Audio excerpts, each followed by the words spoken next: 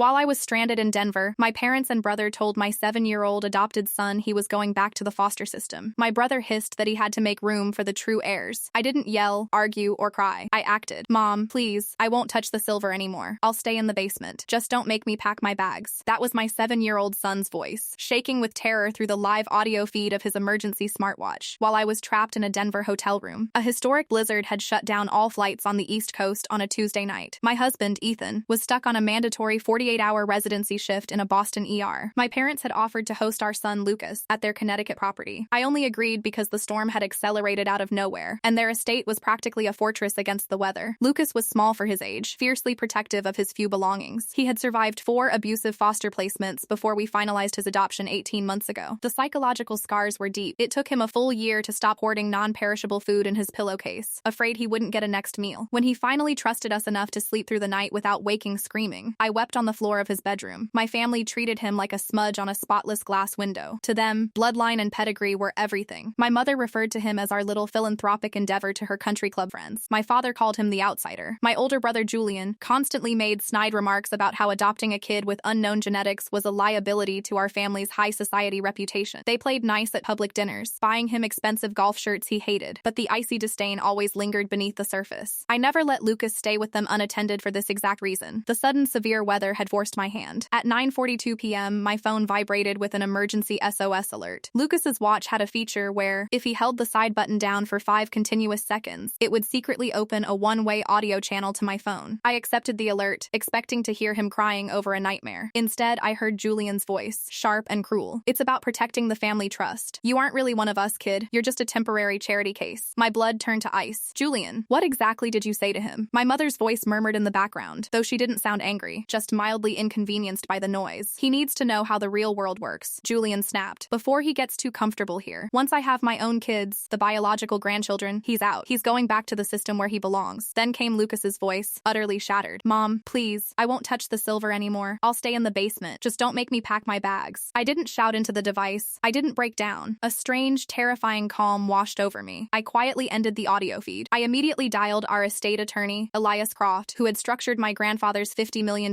trust fund, a trust I solely controlled as primary executor. He was a shark in a tailored suit, and he knew Lucas's fragile background intimately. I gave Elias 3 directives. First, freeze all discretionary stipends and luxury car allowances flowing from the trust to my parents and brother. They were cut off. Second, draft the emergency paperwork to permanently sever Julian from the inheritance. Third, dispatch his firm's private security contractors to extract Lucas from that house tonight. Not tomorrow morning, right now. Elias didn't hesitate. He said, "The accounts will be locked in 10 minutes. The team is rolling out." I then called Ethan at the hospital and explained the situation. He didn't explode in anger. He went terrifyingly silent, the kind of heavy silence a man makes when calculating exactly how much ruin he's about to inflict on his in-laws. "I'm leaving the ward," Ethan said evenly. "I'm driving to Connecticut. I don't care about the snow." For the next 2 hours, I paced the hotel room. At 12:15 a.m., my phone lit up with a call from the head of the security extraction team. My heart pounded against my ribs. I answered on the first ring. "Ma'am, it's Marcus," a deep, level voice said over the line. I could hear the aggressive howling of the Connecticut wind in the background, muffled by what sounded like thick vehicle glass. "We have Lucas. He is physically unharmed and secure in the back of my SUV with the heat on." I dropped to the edge of the hotel bed, my knees suddenly unable to support my weight. I pressed my hand hard against my forehead, squeezing my eyes shut. "Thank God. Did you get his things? His stuffed dog?" "We got everything he wanted to bring," Marcus said. His tone was professional, but there was a tight, clipped edge to it. "However, we have a situation at the main gate. I need you on the line." I stood back up. "What kind of situation?" "Your father has blocked the exit of the driveway with his Range Rover. He's refusing to move, and he called the local precinct. We currently have a cruiser with its lights on blocking the street side of the gate." My stomach plummeted. My father, Conrad, was a man who had never been told no in his 70 years of life. He treated the local township like it was his own personal fiefdom, largely because his tax bracket funded half their public works projects. "Is Ethan there yet?" I asked, my voice dropping to a harsh whisper. "Your husband just pulled up behind the cruiser," Marcus confirmed. "He's out of his truck. He's talking to the officer now. But your father is waving a piece of paper around, claiming it's a legal document giving him custody. The medical proxy. Before I flew to Denver, I had signed a standard temporary care document. It was a routine precaution so my parents could authorize treatment if Lucas broke an arm or got a fever, while Ethan was on shift and I was in the air. Conrad was weaponizing it to claim we couldn't take our own son. "Put me on speaker," I demanded. "Roll your window down just enough so they can hear me." There was a rustling of fabric, the motorized hum of a window sliding down, and immediately the roar of the blizzard filled my ear. I heard the crunch of heavy boots on snow. "I don't care who you work for," my father's voice cut through through the wind, loud and utterly arrogant. You do not come onto my property in the middle of the night and remove a child. Officer Reed, tell this hired thug to step out of the vehicle. Mr. Mercer, please step back, a younger, uncertain voice said. That was the cop. Sir, in the SUV, I need to see some identification. Then I heard Ethan. His voice didn't shake. It was a cold, flat baritone that I had only heard him use once before, when a drunk driver had tried to leave the ER against medical advice. That is my son in that car. My wife revoked their temporary care authorization an hour ago. You have zero jurisdiction to keep him here. Ethan, be reasonable, my father said, adopting that patronizing, faux calm tone he used when negotiating business acquisitions. The roads are a nightmare. Julian simply disciplined the boy for snooping in the dining room, and he threw a tantrum. You're overreacting. He's staying here where it's safe. He was snooping? Ethan asked. The danger in his voice was palpable. He was looking for a place to hide, Conrad, because your son told a 7-year-old orphan he was going to be thrown out on the street to protect your money. It's on speaker, Marcus announced loudly from the driver's seat. Your daughter is on the line. The freezing air over the phone went dead silent for a split second. Dad, I said. I didn't shout. I made sure every syllable was as hard and sharp as cut glass. Move the Rover. You are making a massive mistake, Conrad shot back. You're humiliating this family in front of the authorities over a misunderstanding. I have a signed legal proxy right here. Officer Reed, look at the signature. Officer Reed, I interrupted, raising my voice just enough to carry through the storm. My name is the only name on the deed to that estate. My father lives there because I allow it. Furthermore, I have my estate attorney, Elias Croft, standing by on the other line. The proxy my father is holding was legally voided and time-stamped in the state system at 11:15 p.m. tonight. If you prevent my husband from taking our child, Elias is going to file a federal civil rights lawsuit against you personally for aiding in the unlawful detainment of a minor, and he will have the state police at your precinct by dawn. There was a long, agonizing pause. The wind shrieked through the phone. Mr. Mercer, Officer Reed said, his voice dropping an octave, suddenly sounding very tired. Move your car. Now, this is absurd. My father bellowed. I pay your captain's salary. Move the car, Conrad, Ethan said. I could hear the crunch of snow as Ethan stepped closer. Before I move it for you, I heard the heavy, angry slam of a car door. An engine revved aggressively, and the sound of tires spinning on ice echoed over the line before the Range Rover finally backed away from the wrought iron gates. Ethan, Marcus said, his voice returning to the foreground of the call. The rear passenger door is unlocked. I listened as a heavy car door opened. The wind noise changed, whistling through the interior of the SUV. Hey, buddy, Ethan said softly. The rage was completely gone from his voice. It was replaced by a heartbreaking, fragile gentleness. Dad? Lucas's voice was tiny, choked with tears. I'm right here. I've got you. Nobody is ever sending you anywhere. You hear me? You're stuck with us. I packed my bag, Lucas sobbed. I put my cars in the bag like Julian said. I didn't want to leave them behind. I pressed my hand over my mouth to stifle the sound of my own crying. In the hotel room, thousands of miles away, I felt entirely useless, entirely shattered, but the anger underneath it was solidifying into something cold and permanent. We're going home, Ethan whispered. It's just a snowy drive. We're going home. Ma'am, I'm closing the channel, Marcus said quietly. We'll trail them back to Boston to ensure they arrive safely. You'll get a text when they're at your front door. The call clicked off. I sat in the silence of the Denver hotel room. The digital clock on the nightstand read 12:42 a.m. I didn't feel relief. I felt like I had just watched the first domino fall in a line that was going to stretch for miles. My phone rang again almost immediately. I looked at the screen. It was my mother, Simone. I swiped the green icon and held the phone to my ear. I didn't say a word. What is wrong with your phone? Simone demanded. She wasn't outside in the storm. There was no wind on her end, just the faint classical music she always played in the drawing room. I have been trying to reach you for 20 minutes. The American Express just declined. I was trying to secure a private charter to get out of this ridiculous weather tomorrow, and the concierge service said the account was locked. Did you trigger a fraud alert with your travel? She didn't ask about Lucas. She didn't ask about Ethan showing up in the middle of a blizzard. The police had just been at her gate. Her grandson had just been pulled from her house by a security team, and her priority was a declined credit card. There's no fraud alert, Mom, I said, my voice completely devoid of emotion. The accounts are frozen. Frozen? By who? Call Elias and have it sorted. It's incredibly embarrassing. I'm the one who told Elias to freeze them. The classical music in the background seemed to get louder in the silence that followed. Excuse me? Simone's voice lost its breezy, irritated quality. It hardened into the matriarchal tone she used when a server brought her the wrong vintage of wine. You did what? You and Dad are cut off from the trust, I said, staring at the blank wall of the hotel room. Julian is cut off. Your stipends, the estate maintenance funds, the credit lines, they're gone. Over a child's tantrum? She snapped, dropping all pretense. Are you out of your mind? Julian made an off-color joke. The boy is entirely too sensitive. He was running around the house, touching the antiques, and Julian simply reminded him of his place. You are blowing this completely out of proportion. He told my son he was being sent back to foster care to make room for biological heirs. He was exaggerating. Simone sighed, a long, theatrical sound of exhaustion. You know how Julian gets. He's protective of the family legacy. We've all been very patient with your little project, but you have to admit, the boy is maladjusted. He doesn't fit in. You can't punish your actual flesh and blood over this. He is my actual flesh and blood. You just proved to me that none of you are. You listen to me, Simone hissed. trust. The veneer of high society was gone. You do not hold our finances hostage. We are your family. We raised you. You will call Elias right now and undo this ridiculous stunt, or you will find out very quickly how unpleasant your father can make your life. I don't think you understand the position you're in, Mom, I replied evenly. The money is mine. Grandfather left it to me because he knew Julian would squander it, and Dad would leverage it into the ground. You live in a house I pay for. You drive cars I lease, and you just let my brother torture my son while you stood by and complained about the noise. Don't ever contact me again. I hung up. I went into my phone settings and blocked her number. Then I blocked my father's number. I walked over to the window and looked out at the Denver skyline, obscured by falling snow. My chest was tight, but my mind was remarkably clear. I was prepared for the social fallout. I was prepared for the nasty rumors they would spread at the club, the subtle social assassinations my mother would orchestrate. But I wasn't prepared for the text message that came through 10 minutes later. It was from Julian. I almost deleted it without reading, but the preview text caught my eye. You think you can just take the money and run? I didn't just talk to the kid tonight. I unlocked the phone and opened the message. There was a second text beneath it, followed by a photo attachment. You shouldn't have adopted a broken kid if you didn't want people looking closely at how you handle him. Check your email. The state takes these things very seriously. My hands started to shake. I opened my email app and refreshed the inbox. There was an automated message from the Massachusetts Department of Children and Families. Subject: Notice of Preliminary Investigation Case 88492C. I clicked it open. The legal jargon blurred together, but the key phrases jumped off the screen like neon signs. Report of suspected neglect, allegations of severe, unmanaged psychological distress, unsafe environment. Petitioner claims child is a danger to himself and others in the current household. Julian hadn't just bullied Lucas. He had weaponized Lucas's trauma against us. He had used the fact that Lucas still struggled with night terrors and hoarding to file a formal child welfare report, painting Ethan and me as negligent parents failing to provide adequate psychiatric care. Because Ethan was a doctor working 48-hour shifts and I traveled for work, Julian had framed it as abandonment. He was trying to get the state to remove Lucas from our custody so he could argue in court that I was an unfit executor of the family trust. I stared at the screen, the blue light reflecting in the dark hotel room. The driveway standoff was just a distraction. The real war hadn't even started yet. I hit the call button on Elias's contact profile again. He answered on the second ring, sounding exactly as awake and sharp as he had an hour ago. Julian filed a DCF report, I said. My voice sounded hollow in the quiet hotel room. He's alleging severe psychological distress and an unsafe environment. I just got the automated email from the state. I heard the rapid, quiet clicking of a keyboard on Elias's end. Forward it to me, right now. I did. There were a few seconds of silence as he read through the preliminary notice. This is a calculated maneuver, Elias said, his tone shifting from rapid response to deep, strategic calculation. He's not just being vindictive. He's building a paper trail for probate court. If he can get a state agency to formally declare that you and Ethan are providing an unsafe environment due to neglect, he can petition a judge to have you declared legally unfit to serve as the sole executor of your grandfather's trust. Can he actually do that? I asked, my fingers gripping the edge of the nightstand. With a $50 million corpus at stake, he can certainly try, Elias replied. He's using the child welfare system as a crowbar to pry open the trust. We need a family defense attorney on this immediately. I'm bringing in Claire Halvorsen. She used to litigate for the state. She knows exactly how DCF operates. I'll wake her up. What happens next? DCF operates on a triage system, Elias explained. Because Julian likely used buzzwords like immediate danger or unmanaged psychiatric crisis, they are legally mandated to lay eyes on Lucas within 24 hours, sometimes less. They will show up at your house in Boston. Ethan is driving him there right now, I said, a fresh wave of panic rising in my chest. He's been awake for almost 40 hours on an ER shift. He just drove through a blizzard, and Lucas is traumatized. You need to warn him, Elias said bluntly. Tell him not to lose his temper. If a social worker shows up and Ethan is hostile, they will document it as erratic behavior. Claire will meet them at your house by dawn. Do not let Ethan let the state inside without Claire present. Do you understand? Yes, I'm locking down the trust's legal defenses, Elias said. You focus on your family. Get on the first flight out tomorrow. I hung up and immediately called Ethan. He picked up on the first ring. The background noise was the relentless, rhythmic thud of windshield wipers fighting heavy snow. We're on the Mass Pike, Ethan said quietly. He fell asleep about 10 minutes ago. He's holding his bag. I closed my eyes, picturing my small, fragile son curled up in the back seat of Ethan's truck, clutching the bag he thought he was going to be sent away with. Ethan, listen to me. Julian filed a DCF report against us. The windshield wipers kept thudding. Ethan didn't say anything for a long time. What kind of report? He finally asked. His voice was completely flat. Neglect, unsafe environment. Elias says Julian is using it to build a case to challenge my executor status on the trust. They're going to send a social worker to the house. Elias is sending a lawyer named Claire Halvorsen to meet you there, but you have to be ready. They might be waiting for you when you arrive. He used Lucas's history against him, Ethan stated. It wasn't a question. Yes, he told the state that our son's trauma is our fault. Yes, Ethan let out a slow, controlled breath. I'm going to park the truck in the garage. If someone is waiting on the porch, I will handle it. Just get home. The rest of the night was a waking nightmare. I sat in the dark, watching the snow bury Denver, checking my flight status every 15 minutes. At 5:30 a.m., the airline announced they were tentatively resuming flights. flights, and I managed to secure a seat on a 7:00 a.m. departure. I was at the gate, drinking coffee that tasted like battery acid, when my phone buzzed. It was a text from Ethan. "We're home. Lawyer is here. Social worker just pulled up." I called him immediately. "Put the phone in your shirt pocket," I told him when he answered. "Leave the line open. I want to hear everything." "Okay," Ethan murmured. I heard the rustle of fabric, and then the sound of our heavy mahogany front door creaking open. "Dr. Mercer?" a woman's voice asked. She sounded tired, professional, and entirely unimpressed by the historic brownstone she was standing in front of. "Yes," Ethan said, his tone polite but guarded. "I'm Nora Brennan, with the Department of Children and Families. We received a 51A report regarding your son, Lucas. I apologize for the early hour, but the nature of the report required an immediate welfare check." "Ms. Brennan," a new, sharp voice intervened. That had to be Claire Halvorson, the lawyer Elias had sent. "I am Claire Halvorson, legal counsel for the Mercer family. My clients are fully cooperating, but we are recording this interaction, and I will be present for the duration of your visit." There was a slight pause. "That's fine," Nora Brennan said smoothly. "I just need to see the child and verify his living conditions." "Come in," Ethan said. I listened to the sound of footsteps on our hardwood floors. Every creak of the floorboards echoed in my ears. I felt violently separated from my own life, sitting in an airport terminal 2,000 miles away while a stranger evaluated my home. "It's been a long night," Ethan explained calmly. "I just finished a double shift at the hospital, and I had to drive to Connecticut to pick Lucas up from his grandparents' house due to a family disagreement. He is currently asleep on the living room sofa. He was too exhausted to make it up the stairs. The report stated he was exhibiting severe distress and that he is a danger to himself," Nora said. I could hear the faint scratch of a pen on paper. "The report was filed maliciously by my brother-in-law," Ethan replied, his voice remaining impressively steady. "Lucas has a documented history of trauma from his time in the foster system prior to our adoption. He is under the regular care of a pediatric psychiatrist, Dr. Eris Okafor. I can provide his contact information. Lucas had a difficult interaction with a family member tonight that triggered an anxiety response. That is all." "I see," Nora said. "I still need to see him." I heard them walk into the living room. "Buddy," Ethan whispered gently. "Lucas, hey, wake up for a second." I heard a small, frightened whimper. My chest physically ached. "It's okay. You're home," Ethan murmured. "There's a lady here who just wants to say hi." "Hi, Lucas," Nora said. Her voice softened slightly, adopting that careful, measured tone adults use with frightened children. "I like your dinosaur pajamas." Lucas didn't answer. "He's nonverbal when he's highly stressed," Ethan explained quietly. "Does he always sleep with a backpack?" Nora asked. I closed my eyes. The bag. He was still clutching the bag he had packed when Julian told him he was being sent away. "He packed it tonight," Ethan said, and for the first time, I heard a dangerous edge creep into my husband's voice. "Because the family member who filed this report told him he was being sent back to a group home." There was a heavy silence in our living room. "I'm going to need to see the rest of the house," Nora finally said, her tone neutral again. "Specifically the kitchen and his bedroom." "Right this way," Claire Halvorson instructed. I listened as they walked down the hall to the kitchen. I knew exactly what was coming next, and there was nothing I could do to stop it. "Is that a padlock on the pantry door?" Nora asked. The scratching of her pen sounded incredibly loud over the phone. "Yes," Ethan said. "As I mentioned, Lucas has a trauma history. When he first came to us, he suffered from severe food insecurity. He would hoard perishable food in his vents and mattress, which created a health hazard. His therapist advised us to secure the main pantry and provide him with his own accessible drawer of non-perishables, which he has full control over. I can show you his drawer. A padlock on a food source is highly irregular, Dr. Mercer," Nora said. She wasn't accusing him, just stating a bureaucratic fact. It can be construed as withholding. "It's a documented therapeutic strategy," Claire interjected sharply. "Dr. Okafor's clinical notes will reflect this. We will have them forwarded to your office by noon. I look forward to reading them," Nora replied coolly. "I need to see his bedroom next." They went upstairs. I listened to the sounds of doors opening and closing. Nora checked the water pressure in his bathroom. She checked the window locks. She asked about the smoke detectors. It was an invasive, humiliating autopsy of our domestic life, orchestrated entirely by a man who had never changed a diaper or comforted a crying child in his life. "All right," Nora said after what felt like an eternity. They were back downstairs. "I've seen enough for today." Lucas appears physically unharmed, though clearly distressed. "I will note the explanation for the pantry lock, but I must inform you that an investigation will remain open. I will need to interview you and your wife formally, as well as the grandparents who were present during the incident. We will make ourselves available," Claire said. The front door opened. "Have a good morning, Dr. Mercer," Nora said. The door clicked shut. I heard Ethan exhale a long, shaking breath. He pulled the phone out of his pocket. "Did you hear all that?" he asked. "I heard it," I said. "You did perfectly. Claire says they can't remove him based on what she saw today," Ethan told me, his voice rough. "But she said Julian's lawyer is going to use the open investigation as leverage." "I'm boarding my flight right now," I said, watching the gate agent pick up the microphone. "I'll be at the house by early afternoon. I'll have coffee ready," Ethan said and hung up. I walked onto the plane, found my seat in first class, and stared out the window at the day icing trucks spraying the wings. The fear had completely burned away, leaving behind a cold, hard clarity. Julian thought he was playing chess with a vulnerable child as a pawn. When I landed in Boston, my phone immediately reconnected to the network. A voicemail notification popped up. It wasn't from Elias or Ethan. It was from a number I didn't recognize. I tapped the screen and held the phone to my ear as I walked up the the jet bridge. Nora, it's Duncan, a man's voice said. He sounded older, breathless, like he had just walked up a flight of stairs. It wasn't meant for me. He had used my name by mistake. No, wait, he had called my number, but he sounded incredibly familiar. I stopped walking. The flow of passengers parted around me. It's Duncan Tate, the voice corrected. My grandfather's former business partner. The man who had helped build the Mercer family fortune before my grandfather bought him out 20 years ago. I hadn't spoken to Duncan since the funeral. I heard what you did to Conrad and Julian's accounts this morning. Duncan's recorded voice continued, dropping to a raspy whisper. Word travels fast at the bank. You need to look closer at the trust ledgers, Nora. Julian didn't pick this fight just because he hates the boy. He picked it because the quarterly audit is next week, and he needs you removed as executor before you see what he and your father have been doing with the estate's commercial real estate holdings. Call me. The voicemail ended. I stood frozen in the middle of Terminal B. The DCF report. The sudden hostility at the house. The rush to declare me legally unfit. It wasn't just about bloodlines and snobbery. They had been stealing from the trust, and Lucas had just given them the perfect excuse to cover their tracks. I didn't call Duncan back right away. I slipped the phone into my pocket, gripped the handle of my carry-on, and walked out into the biting cold of the Boston afternoon. The blizzard had passed, leaving behind a sky the color of dirty iron and streets choked with gray slush. I stood in the taxi line, my mind moving with a cold, terrifying efficiency. My brother wasn't a mastermind. Julian was lazy, entitled, and historically sloppy with money. If he was stealing from the estate's commercial holdings, there would be a paper trail. He was counting on the sheer chaos of a child welfare investigation to blindside me just long enough for him to sanitize the ledgers before the quarterly audit on Tuesday. The cab ride to our brownstone took 40 minutes through the gridlock. When I pushed my key into the heavy front door and stepped inside, the house was dead silent. Ethan? I called out softly. In the kitchen, his voice came back. It sounded like it had been dragged over gravel. I left my suitcase in the foyer and walked down the hall. Ethan was sitting at the kitchen island, still in the dark blue scrubs he had worn for the last 2 days. A half-empty mug of coffee sat in front of him. His eyes were bloodshot, the dark circles underneath them stark against his pale skin. He didn't say anything when I walked in. He just stood up, crossed the kitchen, and wrapped his arms around me. I buried my face in his shoulder. He smelled like hospital antiseptic, stale coffee, and exhaustion. For 10 seconds, I let myself fall apart, leaning all my weight into him. Where is he? I whispered against his chest. Upstairs, Ethan murmured. He finally let go of the backpack about an hour ago. He's sleeping in our bed. Claire left a little while after the social worker did. She's drafting a response to the DCF preliminary findings. I pulled back and looked at him. It's worse than we thought. I told him about Duncan Tate's voicemail. I watched the information land on Ethan. He was a doctor. He processed trauma and crisis for a living. His expression didn't change, but his jaw tightened until the muscle ticked. They used our son as a smoke bomb, Ethan said. The absolute disgust in his voice was chilling. They subjected him to state surveillance so Julian could cover up real estate fraud. I need my laptop, I said. I grabbed it from my home office and brought it back to the kitchen island. I poured myself a cup of Ethan's cold coffee, drank it black, and opened the primary executor portal for the Mercer Trust. The trust was a massive, sprawling entity, but the bulk of its active revenue came from 4 commercial real estate properties in South Boston, old warehouses that had been converted into high-end lab spaces for biotech startups. I pulled up the expense ledgers for the last 3 quarters. At first glance, everything looked normal. Routine maintenance, property taxes, insurance premiums. I started cross-referencing the vendor payouts. There, I said, pointing at the screen. My heart hammered a slow, heavy rhythm against my ribs. Ethan leaned over my shoulder. Ashby Management? Look at the billing, I said, highlighting a column of outgoing wire transfers. $42,000 in October for HVAC retrofitting, $60,000 in November for structural roof reinforcement on Building 3, another $85,000 in January for lobby renovations. That's nearly $200,000 in 4 months, Ethan noted. Building 3 hasn't had a lobby renovation since 2019, I said, my voice dead flat. I approved the budget for it myself. I opened a new tab, navigated to the Massachusetts Secretary of the Commonwealth's corporate database, and typed in Ashby Management LLC. The search results loaded instantly. The resident agent was listed as a corporate shell company in Delaware, but the authorized signatory on the annual report filed 3 weeks ago was sitting right there in plain text. Julian Conrad Mercer. He wasn't just skimming. He was bleeding the trust dry through phantom invoices. And my father, who still sat on the advisory board for the commercial properties, was rubber stamping the approvals. They were funneling estate money directly into Julian's pocket. And with the quarterly audit looming next week, the independent accountants were going to flag the missing funds and demand the inspection reports for the non-existent renovations. My phone vibrated on the counter. It was Elias Croft. I put it on speaker. Elias, I'm looking at the commercial ledgers right now. Julian is routing hundreds of thousands of dollars through a dummy property management company called Ashby. I know, Elias said. He didn't sound surprised. He sounded grim. But we have a much bigger, much more immediate problem. What is it? Ethan asked. I just got off the phone with the clerk at Suffolk County Probate Court, Elias said. 10 minutes ago, Julian's attorney filed an emergency ex parte motion to suspend your fiduciary powers. I stared at the phone. On what grounds? On the grounds that you are currently the subject of an active, severe child endangerment investigation by the Department of Children and Families, Elias explained, his voice entirely entirely devoid of bedside manner. They attached a copy of the 51A report. They are arguing to the judge that the psychological instability in your household poses an immediate, catastrophic risk to the administration of the estate. They are asking the court to appoint an interim trustee to oversee the upcoming audit. Let me guess, I said, my blood running cold. My father. Conrad is listed as the proposed interim trustee. Yes, Elias confirmed. If the judge signs that order, you are locked out of the trust portal. You lose access to the accounts, the ledgers, everything. Conrad steps in, signs off on the audit, and buries the Ashby management fraud permanently. Can the judge actually sign that without a hearing? Ethan demanded. In cases involving severe allegations from a state welfare agency, yes. Temporary emergency suspensions can be granted ex parte, Elias said. Claire is racing to the courthouse right now to file an opposition, but the DCF investigation is a massive liability. The state has an open file on you for child neglect. It makes you look radioactive to a probate judge. I looked toward the ceiling, thinking of Lucas sleeping upstairs, exhausted and traumatized because of the very people now using his pain as a legal weapon. Before I could reply to Elias, a soft, scraping sound came from the hallway. Ethan and I both turned. Lucas was standing in the doorway to the kitchen. He was still wearing his dinosaur pajamas. He wasn't holding his stuffed dog. He was holding the heavy canvas backpack, his small hands gripping the straps so tightly his knuckles were white. He looked at me, then at Ethan, his eyes wide and perfectly still. Did the lady from the state say I have to go now? He asked. His voice was a tiny, ragged whisper. I hung up on Elias without saying goodbye. I walked across the kitchen floor, ignoring the glowing laptop screen, ignoring the $50 million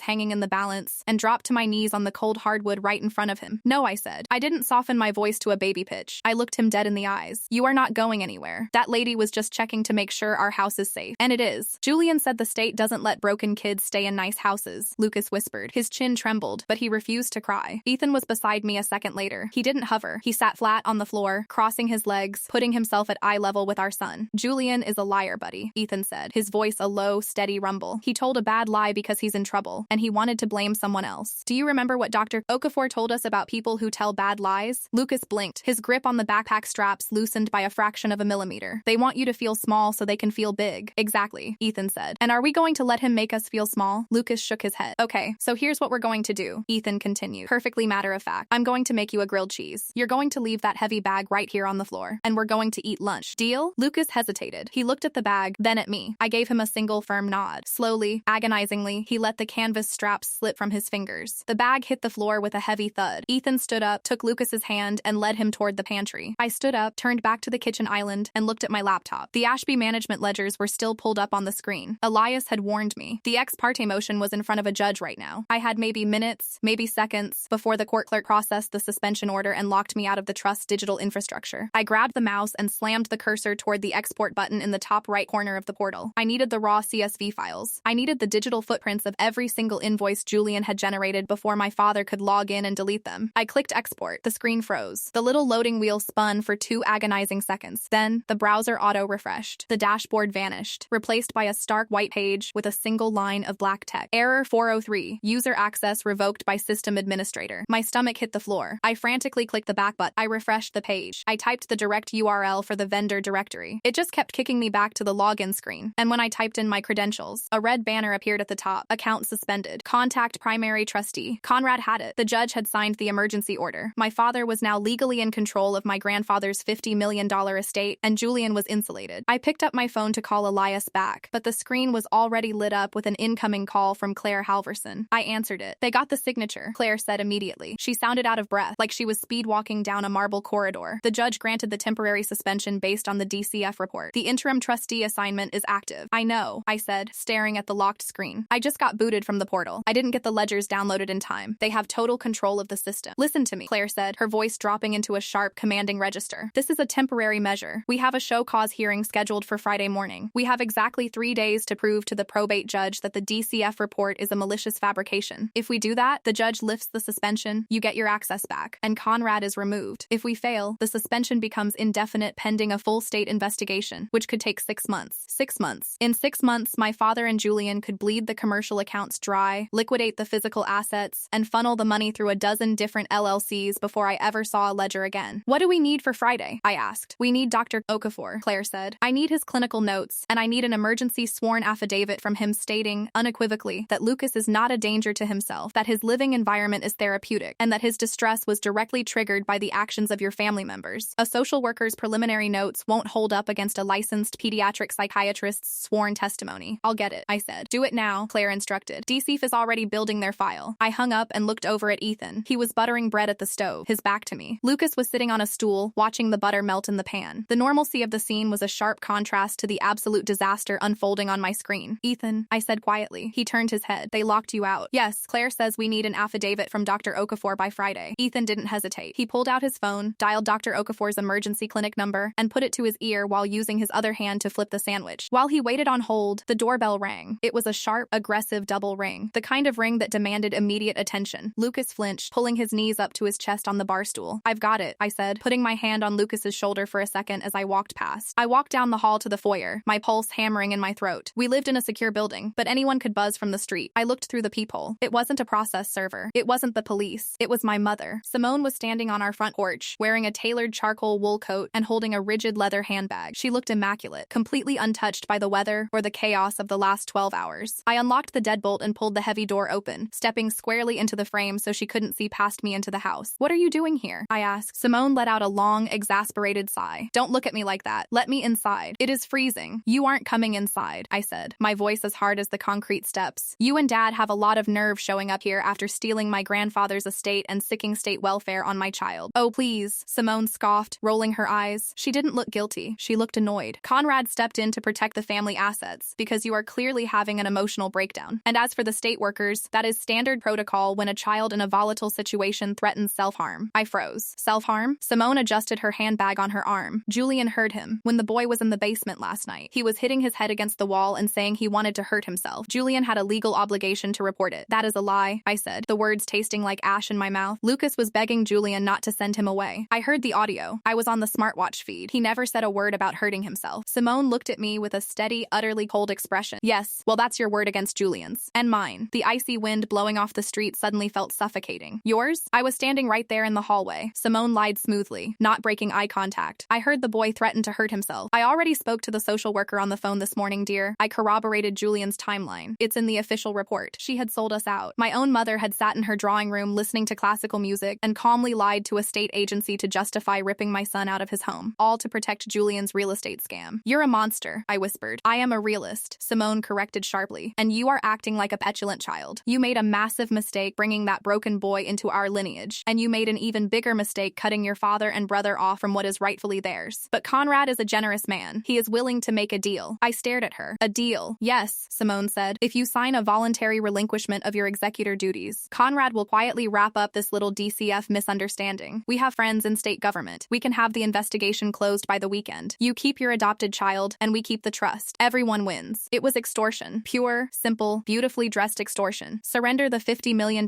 they were already plundering, or they would use their political connections to ensure the state took my son. I didn't yell. I didn't slam the door in her face. I just looked at the woman who had raised me, realizing for the first time in my life that I didn't know her at all. Get off my porch, I said softly. Don't be foolish, Simone snapped. If you fight this in court on Friday, they are going to drag that boy through psychiatric evaluations for months. You think he's traumatized now? Wait until the state doctors get a hold of him. Sign the relinquishment. If you ever come near this house again, I said, stepping forward until I was inches from her face, I will have Marcus and his security team forcibly remove you. Do not test me. I stepped back and slammed the door shut, throwing the deadbolt. My hands were shaking so hard I couldn't form a fist. I leaned my forehead against the cold wood of the door, trying to force oxygen into my lungs. They had orchestrated this perfectly. They had trapped me in a corner where the only way to save my son was to hand over my grandfather's legacy. I walked back into the kitchen. Ethan was standing near the island, his phone still in his hand. The grilled cheese was sitting on a plate in front of Lucas, but Ethan wasn't looking at him. He was looking at me, and his face was completely drained of color. What happened? I asked, my heart skipping a beat. Was it Okafor? Ethan slowly put the phone down on the counter. That was the clinic receptionist. Doctor, Okafor isn't there. When will he be back? We need that affidavit today. He won't be back, Ethan said, his voice terrifyingly quiet. The clinic administration just received an emergency injunction from the state medical board. Someone filed a massive, anonymous malpractice complaint against Dr. Okafor last night, alleging he's been falsifying clinical notes and prescribing dangerous off-label medications to foster children. The floor seemed to tilt beneath my feet. His license has been temporarily suspended pending investigation, Ethan finished. He legally cannot issue an affidavit or testify on our behalf. They hadn't just attacked us. They had systematically dismantled our only defense. My father hadn't just blocked a driveway in Connecticut. He had used his vast network and unimaginable wealth to scorch the earth around us. We were entirely alone. And Friday was coming. I looked down at my phone, still gripped tightly in my hand. The screen was dark, but the memory of last night's terror was burned into my mind. mind. The SOS alert. The one-way audio channel. I unlocked the screen and opened the parental control app for Lucas's smartwatch. I navigated to the emergency log. There, time-stamped at 9:42 p.m. the night before, was an audio file. The app automatically recorded every SOS transmission to a secure cloud server. I pressed play. Julian's voice filled the quiet kitchen. It's about protecting the family trust. You aren't really one of us, kid. Then my mother's voice, proving she was present and complicit. Then Lucas, terrified but clearly never threatening self-harm, only begging not to be sent away. Ethan let out a breath he had been holding for 20 minutes. Send that to Claire, he said. Right now. I forwarded the file. Then, I pulled up the recent call log and dialed Duncan Tate. He answered on the first ring. I'm locked out, I told him, skipping any pleasantries. They got a judge to suspend my executor status using a fabricated child welfare report. My father is the interim trustee. I couldn't download the commercial ledgers in time. Conrad always was a predictable bastard, Duncan said, his voice raspy and dry. He thinks digital access is the only thing that matters. He forgets who built that trust with your grandfather. We didn't use portals in 1998, Nora. We used carbon copies and lockboxes. What do you have, Duncan? I still have friends on the board at First Republic, he said. Julian is dumb, but Conrad is arrogant. He didn't just authorize the payments to Ashby Management. He co-signed the commercial loans leveraging those properties to fund the fake renovations. The bank has the physical, notarized loan origination documents with both of their signatures, funneling estate collateral directly into Julian's personal shell company. Your grandfather anticipated Conrad might try something like this one day. He left a mandate in the original charter. In the event of suspected internal fraud, a founding partner can request a manual audit from the bank. I requested it yesterday. You have the physical proof? I have 50 pages of federal wire fraud sitting on my desk, Duncan replied. Bring your shark of a lawyer to my office tomorrow. We are going to gut them. For the next 48 hours, our house became a fortress. We didn't answer the door. We didn't answer unknown numbers. Ethan took a leave of absence from the hospital, spending hours on the living room floor with Lucas, building massive, complex Lego sets. I watched them from the kitchen island, a fierce, protective fire burning away the last of my exhaustion. Friday morning arrived with a cold, bright sun. Suffolk County Probate Court was a sprawling maze of polished marble and echoing hallways. When Ethan and I walked into the courtroom, flanked by Elias Croft and Claire Halverson, my father and Julian were already seated at the petitioner's table. My mother sat in the gallery right behind them, wearing a subtle string of pearls and a look of absolute confidence. Julian caught my eye and smirked. He leaned back in his chair, whispering something to his attorney. They thought this was a formality. They thought they had broken us. Judge Eris Thorne, a no-nonsense woman with a reputation for merciless efficiency, took the bench. We are here regarding an emergency motion to extend the suspension of Nora Mercer's fiduciary duties, Judge Thorne began, adjusting her glasses. Counsel for the petitioners, you claim the current executor is unfit due to an active child endangerment investigation. Julian's lawyer stood up. Yes, Your Honor. The executor's adopted son is in severe psychiatric distress, culminating in threats of self-harm 2 nights ago. The Department of Children and Families has opened an active investigation. The instability of the household poses a direct threat to the management of a $50 million estate. Your Honor, Claire Halverson said, standing up smoothly. The petitioners have fabricated the foundation of their motion. We are submitting into evidence a time-stamped, unedited audio recording from the minor child's emergency medical device, captured at the exact moment the petitioners claim this self-harm threat occurred. Julian's smirk vanished. My father sat up straighter, his eyes narrowing. Claire handed a flash drive to the bailiff, who plugged it into the court's audio system. Julian's cruel, sharp voice echoed through the courtroom. He needs to know how the real world works, before he gets too comfortable here. Once I have my own kids, he's going back to the system where he belongs. Then, my mother's voice. My mother, who had lied to the state investigator, clearly heard in the background doing nothing but complaining about the noise. Finally, Lucas's voice, shaking with pure terror, offering to sleep in the basement just to stay. Not a single mention of self-harm. The silence in the courtroom was absolute. Judge Thorne stared at Julian, her expression hardening into something dangerous. Mr. Mercer, did you file a 51A report with the state based on a fabricated threat of self-harm? Julian stammered, looking frantically at his lawyer. The situation was volatile, Your Honor. I was concerned for his well-being. You were concerned for his well-being, Judge Thorne repeated, her voice dripping with venom. So you threatened a traumatized 7-year-old child with foster care? Your Honor, Elias Croft stepped forward, placing a thick stack of manila folders on the judge's bench. The child welfare report was not filed out of concern. It was a calculated, malicious distraction. We are submitting physical, notarized banking records obtained directly from First Republic Bank by a founding partner of the Mercer Trust. These documents prove that the proposed interim trustee, Conrad Mercer, and the petitioner, Julian Mercer, have been actively embezzling funds through a shell company called Ashby Management. My father's face drained of all color. He stood up, knocking his chair back. This is absurd. I am the interim trustee. You have no authorization to review those records. Sit down, Mr. Mercer, Judge Thorne snapped, flipping open the folder. She scanned the first few pages, her eyes darting across the wire transfer logs and loan signatures. The air in the room felt like it had been sucked out. I watched my mother in the gallery. The pearls suddenly looked heavy around her neck. The confidence had shattered, replaced by a dawning, panicked realization of what was about about to happen. Counsel, Judge Thorne said, looking up from the documents. I am immediately revoking the emergency suspension of Nora Mercer's executor status. Furthermore, I am issuing a permanent injunction barring Conrad and Julian Mercer from any access to the estate's assets, physical properties, or digital infrastructure. She turned her gaze to my father and brother. I am also forwarding these bank records to the district attorney's office for a formal review of corporate fraud, and I will be notifying the Department of Children and Families that their 51A report was maliciously filed by individuals currently under suspicion of federal wire fraud. She slammed her gavel down. Motion denied. We are adjourned. Julian looked like he was going to be sick. My father stood frozen, staring at the bench in absolute disbelief. The empire he thought he controlled had just collapsed on top of him. I didn't wait to hear their excuses. I didn't wait for my mother to try and negotiate another dirty deal. I turned my back on them and walked out of the courtroom, Ethan's hand firmly in mine. When we got home, the house was warm. The scent of roasting chicken filled the hallway. We found Lucas in the living room, sitting on the rug, surrounded by a sprawling city of plastic bricks. He looked up when we walked in. He didn't have his backpack. It was gone, tucked away in the back of his closet, out of sight. Did you win? He asked quietly. I walked over and sat on the floor next to him, picking up a small red block and snapping it onto the roof of a plastic house. Yeah, buddy, I said, looking at my son. We won. Nobody is ever making you pack a bag again.